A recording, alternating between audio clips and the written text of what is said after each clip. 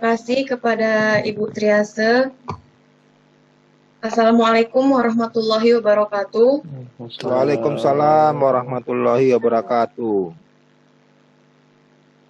Terima kasih kepada Bapak dan Ibu dosen yang menyempatkan waktunya untuk menghadiri ujian Sempro hari ini. Langsung saja saya akan mempresentasikan judul skripsi saya, yaitu aplikasi Kamus Kata Serapan Bahasa Indonesia dari Bahasa Arab, Belanda, dan Inggris dengan speech recognition berbasis Android. Latar belakang masalah, saya membuat 2 poin, yaitu apa masalah yang terjadi dan apa solusi yang bisa diusulkan. Masalah yang terjadi, saya melihat pada karya ilmiah yang ditulis oleh Eki Novi Widianti tahun 2018 yang berjudul Penggunaan Kata Asing dan Serapan dalam Teks Berita Olahraga Koran Harian Jawa Pos edisi Agustus-September 2018.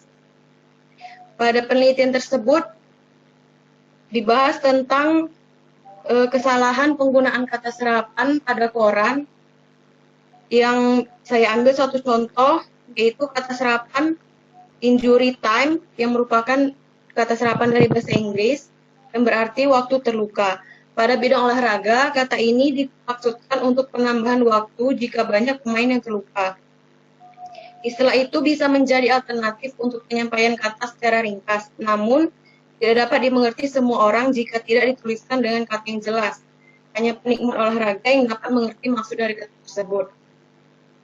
Maka dari itu, saya mengusulkan untuk membuat sebuah kamus yang berisi kata serapan dari 3 bahasa, bahasa Arab, bahasa Belanda, dan bahasa Inggris.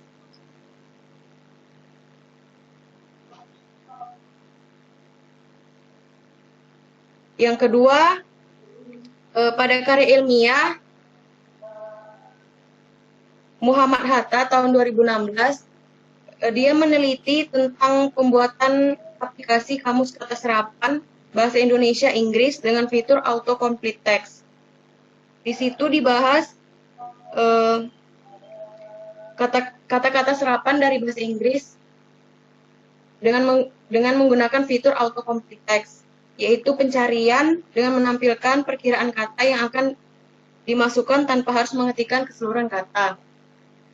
Dari jurnal tersebut, saya berinisiatif untuk menambahkan fiturnya dengan fitur speech recognition, yaitu pengenalan suara.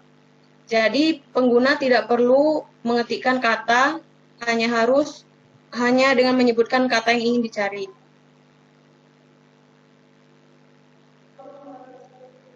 Rumusan masalah di sini ada 3, yaitu bagaimana merancang dan membangun aplikasi kamus kata serapan berbasis Android. Aplikasi ini saya rancang menggunakan UML dan dibangun menggunakan Android Studio dengan bahasa pemrograman Java. Yang kedua, bagaimana aplikasi dapat memberikan informasi tentang makna dan penggunaan dari kata serapan. Aplikasi ini nantinya memberikan 3 bahasa, yaitu bahasa Arab, bahasa Belanda, dan bahasa Inggris, yang isinya ada asal kata, arti kata, dan penggunaan dari kata tersebut. Yang ketiga, bagaimana aplikasi dapat mendeteksi suara dan diubah menjadi teks. Aplikasi ini mengubah suara menjadi teks dengan fitur speech recognition yang terkoneksi dengan Google Speech API. Sedikit saya jelaskan tentang speech recognition recorder. Speech recognition. Speech recognition ini secara umum terdiri dari 4 tahap. Yang pertama, mengubah suara ke dalam sinyal digital, lalu mengekstraksinya, kemudian membuat kerangka suara dan membandingkan kerangka suara dengan kata di dalam grammar, lalu menentukan kata yang tepat. Saya membuat speech recognition yang terkoneksi dengan Google Speech API. Google Speech API ini adalah sebuah framework yang dikembangkan oleh Google. Memiliki beberapa tahap. Yang pertama, input suara, lalu input suara tersebut akan dikirimkan ke server Google dan server Google akan melakukan pengenalan dan mengubahnya menjadi teks. Hasil konversi suara tersebut dikirimkan ke perangkat Android. Lalu perangkat Android akan melakukan request ke database dan hasil pencarian kata di database akan ditampilkan ke layar smartphone. Manfaat dari aplikasi ini adalah menjadi kaidah panduan dalam penggunaan kosakata serapan kepada bidang-bidang pekerjaan yang membutuhkan kata serapan, sehingga tidak salah dalam menggunakan. Yang kedua, menjadi sebuah media informasi yang dapat digunakan masyarakat. Metode pengembangan sistem yang saya gunakan yaitu metode RAD, Rapid Application Development, memiliki 3 tahap. Yang pertama, perencanaan syarat-syarat. Di sini akan diidentifikasi tujuan dan syarat-syarat yang dibutuhkan. Tujuannya yaitu untuk membangun sebuah aplikasi kamus kata serapan yang terdiri dari 3 bahasa. Informasi yang dibutuhkan yaitu 3 bahasa tersebut, bahasa Arab, bahasa Inggris, dan bahasa Belanda, yang jumlah katanya 6.385 kata. Lalu bagaimana cara speech recognition ini bisa terkoneksi ke Google Speech API? Langkah selanjutnya workshop desain RAD. Di sini tahap ini kita akan membuat rancangan menggunakan UML dengan 4 diagram, yaitu use case, sequence, activity, dan kelas, dan menggambarkan tampilan sistem yang akan dibangun. Selanjutnya implementasi. Setelah dirancang, maka implementasi menggunakan Android Studio dengan bahasa pemrograman Java dengan database SQLite. Sekian presentasi saya. Terima kasih.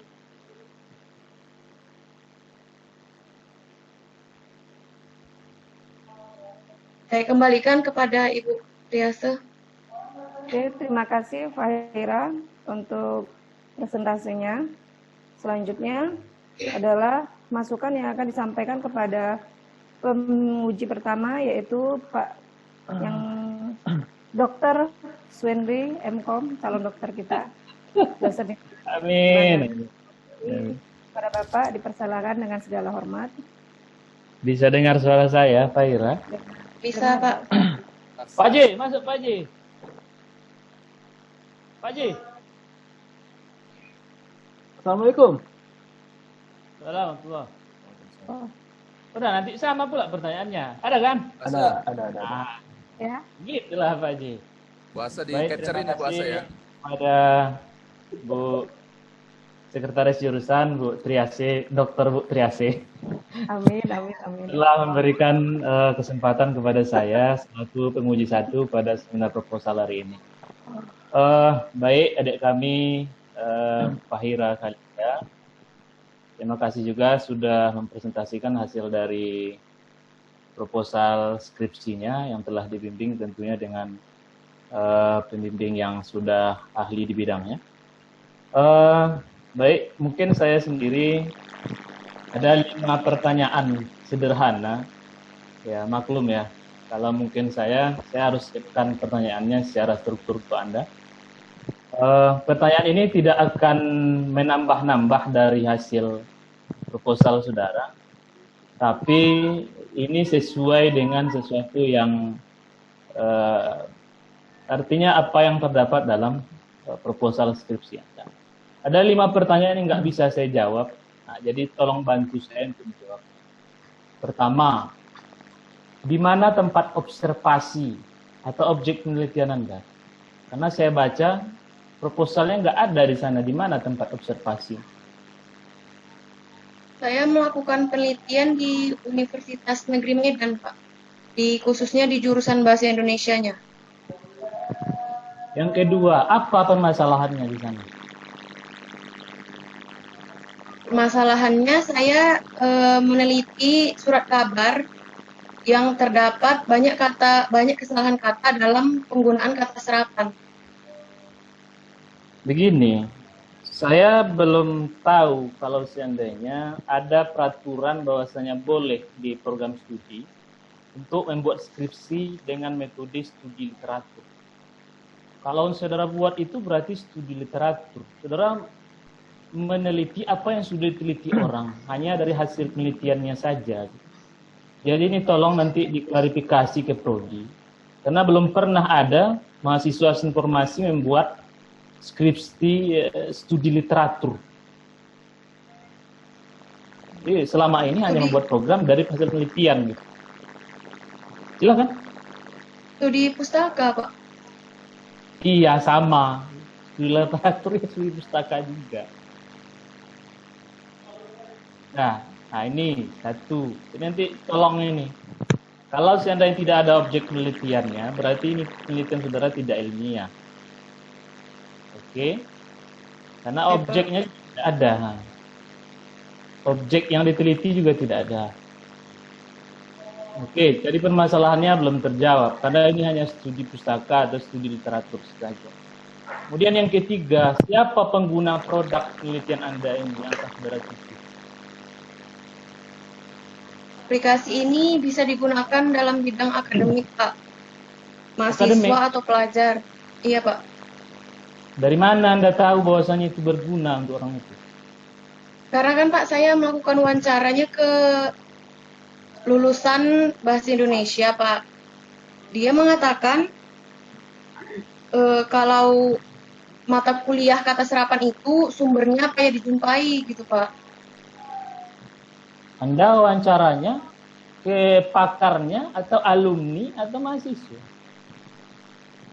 Dia lulusan S2 Bahasa Indonesia, Pak.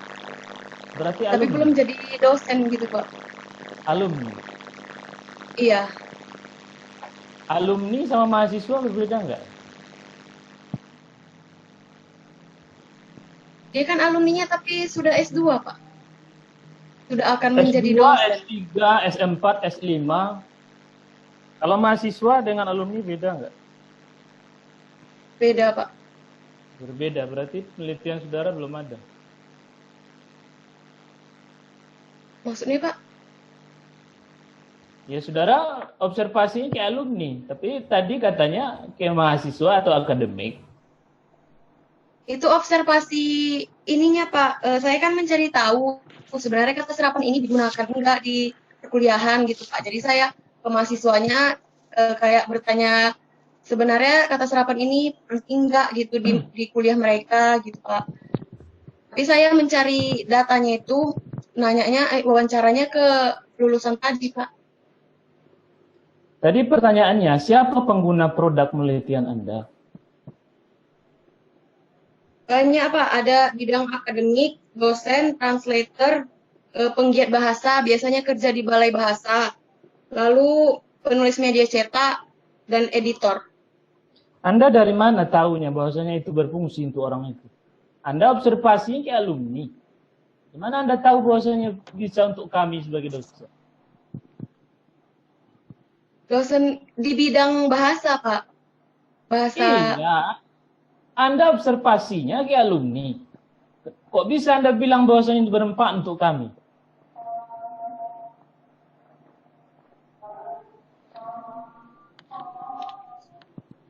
Oke, next. Selanjutnya, yang keempat. Apa target yang dicapai dari skripsi Anda atau proposalnya?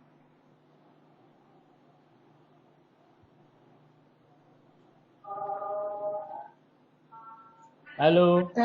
Targetnya, Pak, ini akan dijadikan sebuah aplikasi kamus yang bisa digunakan bagi bidang pekerjaan yang membutuhkan dan juga sebagai media informasi kepada masyarakat. 5. Apa metode penelitian Anda? Tadi jangan bilang studi literatur ya, karena studi literatur tidak ada dalam sistem informasi selama ini.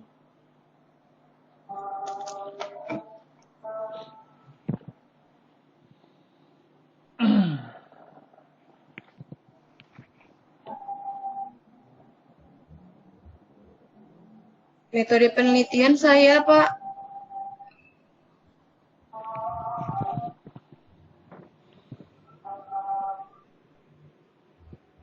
metode penelitian saya hanya observasi, wawancara, dan studi pustaka aja, Pak. Iya, apa nama metode penelitiannya? Kualitatif, Pak. Kualitatif. Ada di proposal skripsi Anda tertulis di situ.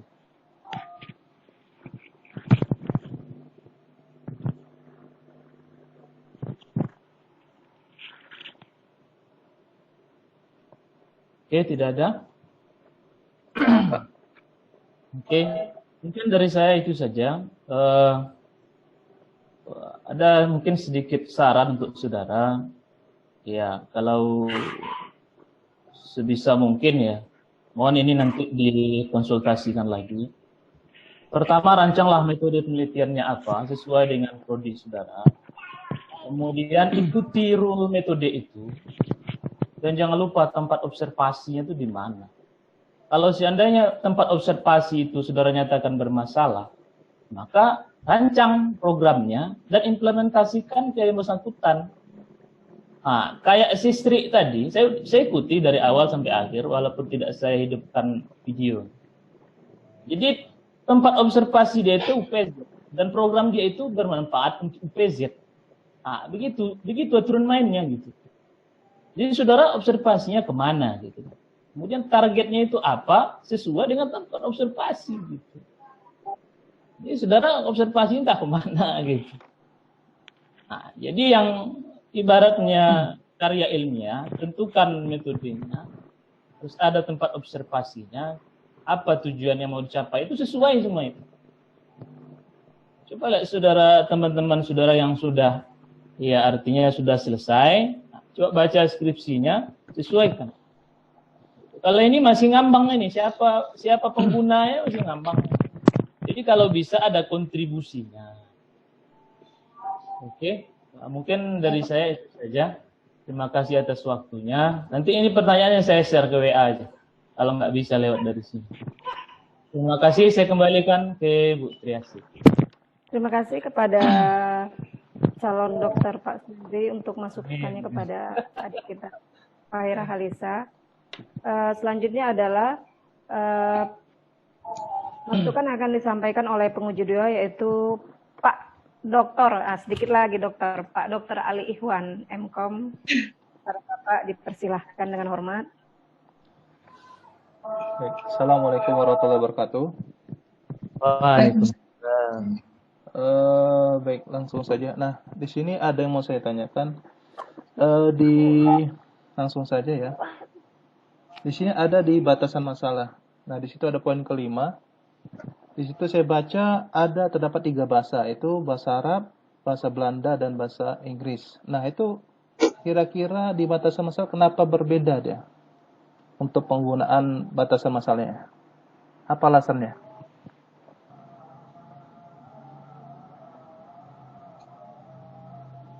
Apanya yang berbeda, Pak? Yang untuk pengujian yang untuk di sistem kamu, itu kan ada di bahasa Arab 1495. Di Belanda malah lebih banyak, 3280 kata. Bahasa Inggris 1610 kata. Nah, apa alasannya bisa berbeda gitu? Karena itu jumlah kata serapan yang kita serap dari bahasa tersebut, Pak. Jumlahnya berbeda? Iya. Nah, coba. Dari bahasa Arab kita cuma 1495 kata yang diserap. Dari bahasa Belanda ada 3200 yang diserap. Itu total memang kata serapan yang kita bahasa Indonesia serap dari bahasa asing gitu, Pak. Itu referensi ada nggak kira-kira? Ada, Pak, kamusnya dia. Ada kamusnya? Bukunya. Ya, ada buku yang... Buku apa kamus? Ada bukunya di buku itu menuliskan segini jumlahnya, Pak. Ada juga kamusnya. Yang terdapat kata-kata serapan yang totalnya segini, Pak. Oke. Nah, coba kasih dulu saya sampel contoh di dalam perancangan sistem yang akan kamu buat itu. Contohnya apa? Satu kata aja. Dari bahasa Arab, Belanda, kemudian bahasa Inggrisnya. Dari bahasa Arab, kita ada menyerap kata jasmani. Terus? Pak, terus ada juga kata rujuk, itu juga dari bahasa Arab. Maksudnya gimana? Dari kata rujuk juga itu dari bahasa Arab. Ya. Dari bahasa Belanda ada dansa, garansi, gorden, jaket, itu dari bahasa Belanda. Dari bahasa Inggris ada bisnis, aplikasi, dokter, evaluasi, itu dari bahasa Inggris, Pak. Oh, berarti cara kerja sistem yang akan kamu bangun itu gimana nanti? Jadi ketika contohnya saya gimana? Ya kan nanti Pak aplikasinya kita mencarinya menggunakan speech recognition, Pak. Ya. Kita ucapkanlah kata yang ingin dicari itu. Ya udah nanti yang keluar katanya, kata yang kita ucapkan, lalu nanti hasil dari pencarian itu ada asal katanya dari mana, dari bahasa Arab, Belanda atau Inggris, lalu arti dari kata tersebut apa dan penggunaannya seperti apa. Oh, berarti ini speech recognition-nya khusus dari bahasa Indonesia untuk Iya Pak, mentranslatekan untuk mengambil kata serapan dari kata Belanda dan bahasa Inggris. iya Pak. Kemudian untuk tujuannya tadi berarti untuk lebih kepada itu tadi ya. Apa alasannya? Untuk khusus berarti ini khusus untuk apa namanya pengguna yang studi kasus kamu kan di Unimed ya? Iya Pak. Nah, itu untuk memecahkan masalah berarti masalah yang ada di mahasiswanya atau memang untuk di pengajarnya? Itu tadi yang saya Di mahasiswanya iya juga Pak, karena kan mereka setelah saya tanya, mereka kalau misalnya dikasih tugas tentang kata serapan itu susah mencari sumbernya gitu Pak. Kamus ini, soalnya dia belum ada yang merangkum isi semua kata serapan dalam bahasa-bahasa asing itu. Kalau bagi pengajarnya, sepertinya tidak Pak. Hah? Loh, tapi kamu bilang tadi ada kamusnya, ada bukunya. Jadi kenapa mahasiswa Iya masih Pak, kesulitan? Alasannya apa? dia tidak ada buku yang merangkum semua bahasa dari bahasa asing itu Pak. Dia satu-satu gitu Pak. Oh, jadi selama ini baru ada hanya satu-satu dia tidak untuk sekaligus 3 bahasa gitu. Iya, satu-satu bahasa gitu dia Pak sumbernya. Oke, berarti selanjutnya yang ada di poin di bab 3. Nah, itu kan ada saya baca tadi di kerangka kerja kamu. Nah, ini kamu pakai metode apa? Metode penelitiannya?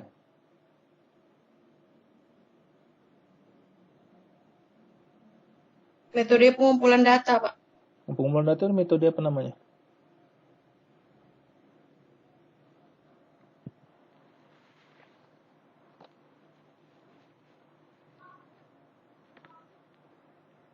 Kualitatif Pak. Hah?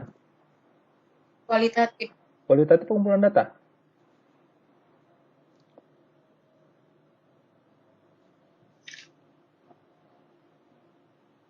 Coba jelaskan sama saya pengertian dari metode kualitatif itu apa?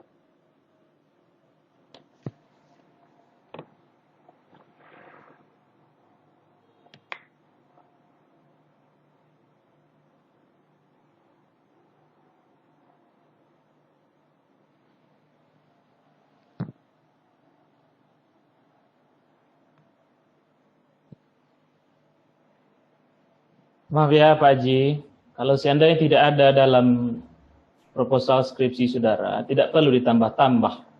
Jadi nanti kalau seandainya seminar ini sudah selesai, Anda boleh tambahkan sesuai dengan saran pembimbing atau penguji. Jadi tidak perlu ditambah-tambah. Gitu. Kalau memang tidak ada di sana tulisannya. Iya, makanya saya cari-cari tadi memang nggak ada Pak, makanya berarti saya meneruskan yang Bapak tanyakan tadi. Oke, terima kasih Pak Haji. Lanjut. Iya. Oke, nah, baik mungkin itu ya. Kalau seandainya memang kamu ada nanti melakukan metode pengumpulan data kualitatif, silakan masukkan. Nah, kemudian di sini yang di pada halaman 42 itu ada kan alur metode RAD. Oke, RAD-nya. Iya Pak. Nah, di situ sama nggak dengan kerangka kerja yang kamu buat? Kerangka berpikir. Tahapan dari RAD itu apa? Pertama perencanaan syarat, lalu workshop desain, implementasi Pak. Nah, coba kamu lihat di kerangka berpikir. Sama nggak dengan yang alur dari metode RAD? Sama Pak. Coba kamu lihat, Requires planning. coba kamu lihat panahnya di situ. RAD langsung ke workshop design. Itu kan ada 3 cabangnya Pak. Iya, tapi itu kan kamu lihat itunya tanda panah gimana strukturnya? Kan di 3 Pak, ke atas, ke tengah baru ke bawah. Memang kayak gitu dia gambarnya. Iya Pak. Berarti kan itu kan Berarti di metode RAD kan berarti ada pilihan, ya kan? Iya, Pak. Kalau seandainya kamu gambarkan di kerangka berpikir kan itu ada, kamu lihat tanda panah RAD itu. Nah, itu langsung ke workshop design. Nah, tapi coba kamu lihat alur dari metode RAD itu apa yang pertama? Pertama kan requirement and planning. Jadi kenapa itu langsung ada pilihan? Maksudnya di RAD itu kan Pak saya ada buat 3 panahnya itu, Pak. Iya, saya paham. Kamu ada buat 3 panah. Berarti kan itu ada 3 panah, berarti ada pilihan kan? Maksudnya itu tahapnya, Pak. Tahap 1, 2, 3 gitu, Pak. Iya, mana menjelaskan tahap 1, 2, 3-nya?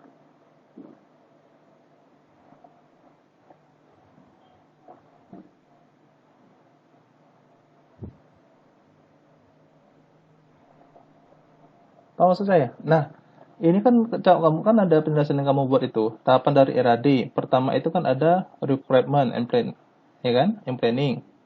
Pak. Oke. Kemudian baru masuk ke RAD design workshop. Kemudian yang ketiga ada implementation. Nah, di sini di kerangka berpikir yang kamu buat, nah dari alur RAD itu langsung kamu buat tanda panah ke workshop and design-nya. Sedangkan requirement planning-nya ke atas. Kemudian implementation ke bawah. Nah, itu kan memang ada tanda panah 3. Berarti kan itu pilihan. Coba jelaskan sama saya.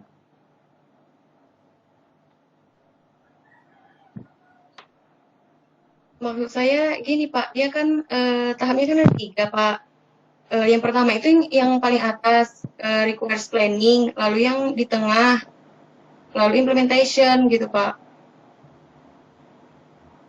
Ya, tapi dari tanda panahnya itu kan nggak apa namanya, menjelaskan itu ada pilihan, bukan tahapan dari yang pertama itu planning, requirement and planning. Oke, mungkin itu nanti bisa didiskusikan lagi sama pembimbing. Dan mungkin itu saja dari saya. Sekian Bu Asa.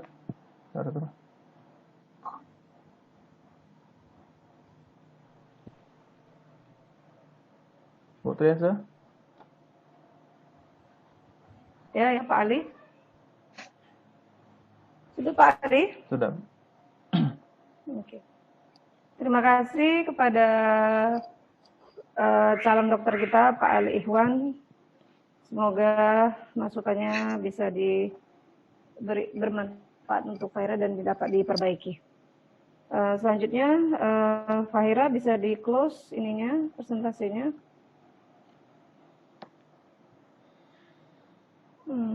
Oke. Jika ada masukan atau revisi dari koreksi dari Pak Sam sebagai pembimbing 1 dipersilahkan. Bu Triasa. Ya Pak. Silakan. Nah, semua masukan dan saran-saran yang diberikan oleh dosen penguji kita, Bapak Swendri, STMkom, Bapak Ali Ihwan, Eskom Mkom, kandidat doktor keduanya, ya ini mohon, amin ya rabbal alamin. Ini mohon dimasukkan, ya, diikutin. Iya udah. Sahira. Iya, Pak. Fahira Khalisa. Iya, Pak. Nah, kemudian di sini di rumusan masalahmu ini, bagaimana aplikasi dapat memberikan informasi tentang makna dan penggunaan dari kosakata serapan ini, maksudnya gimana ya maknanya? Artinya maksudnya itu, Pak. Oh, arti dari katanya itu. Nah, coba kamu jelaskan dulu gimana sih sebenarnya aplikasi yang kamu buat itu mau gimana gitu, biar para bapak penguji juga tahu.